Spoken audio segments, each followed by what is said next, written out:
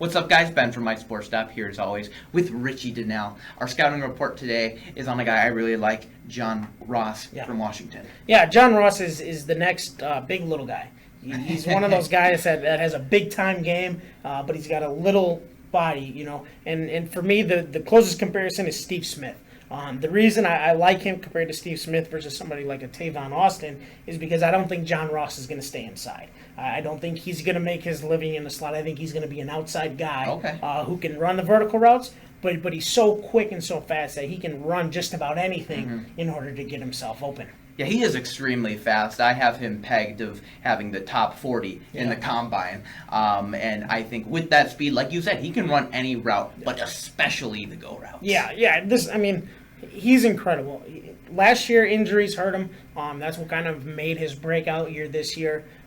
But he's that little guy that goes. Yes. I mean, you always think, oh, we're going to stop him. We're going to get him bottled up. But then the moment that you think you got him bottled up, he's running by everybody.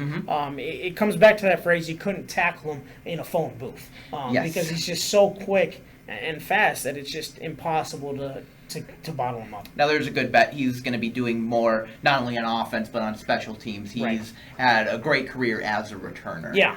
And, you know, a guy like him, maybe he'll probably still go in the first round. He's a first-round talent, but that kick return ability is going to help him. Maybe not necessarily getting on the field as an immediate impact receiver right away, but he's going to get on the field as an immediate impact kick returner. Now, in 2015, he was redshirted with a knee injury. That's always something a little bit scary for GMs. Well, and rightfully so. I mean, with knee injuries, you just never know how a guy's going to bounce back.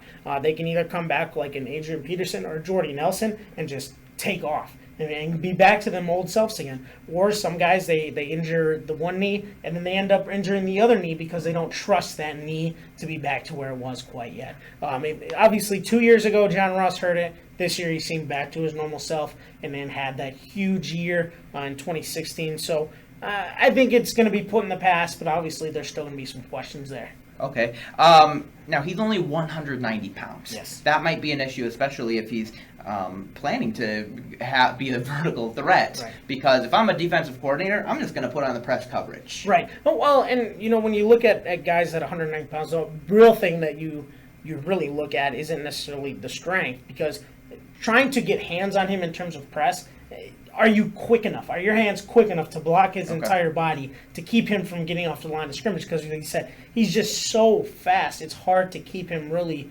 from moving. And the other thing with somebody so small that you get worried about is coming across the middle and then running into a linebacker or a safety coming down and just blowing him up. Yeah. But in comparison, I mean, Jamal Charles is only 190 pounds, and he's an every down running back who gets hit all the time. I mean, it's one of those things where is Ross's speed better than the strength of the guy across from him is what it's going to come down to.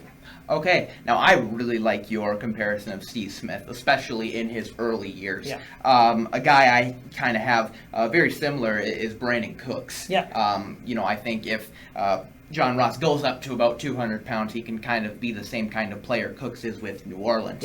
Yeah. Now, where do you see him in the draft? You said first round. Yeah.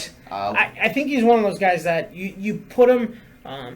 So many guys are going to, I mean, there's going to be more than 32 guys who get first round grades. Yes. Or they say you can go in the first round. Not everybody goes. He's kind of one of those guys. Yeah. I think he's going to get a first round grade. I mean, if he runs the fastest 40 time at the combine, I think he's going to even move up even farther. And he might even be able to jump a Juju Smith-Schuster or a Corey Davis in the pecking order in terms of how the wide receivers are drafted. He's going to be the guy that I think you see move up and down throughout the entire draft process. Yeah, I think the highest we could see him go is Denver at number 20. Yeah.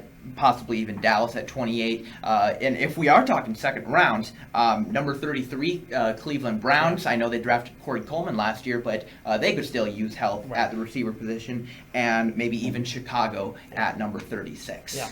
Yeah, he could, I mean, like I said, he could really end up anywhere.